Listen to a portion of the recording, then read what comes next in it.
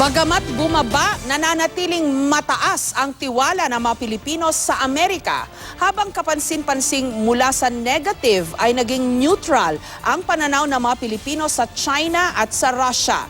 Base po yan sa pinakabagong survey ng SWS o ng Social Weather Stations na inilathala sa Business World.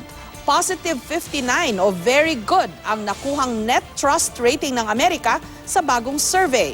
Pero mas mababa ito ng 7 puntos kumpara sa survey noong Setyembre. Malaki naman ang iniangat ng tiwala ng mga Pilipino sa China na may neutral o positive 9 na trust rating kumpara sa negative 33 noong Setyembre. Record high na positive 9 naman ang trust rating ng mga Pilipino sa Russia kumpara sa negative 4 noong March 2014. Habang ang Japan nakakuha ng positive 37 na mas mataas kumpara sa positive 34 trust rating noong Setyembre. Positive 37 naman ang nakuhang trust rating ng Australia. Isinagawa ang bagong SWS survey noong December 3 to 6 sa 1,500 respondents. May margin of error itong plus minus 3.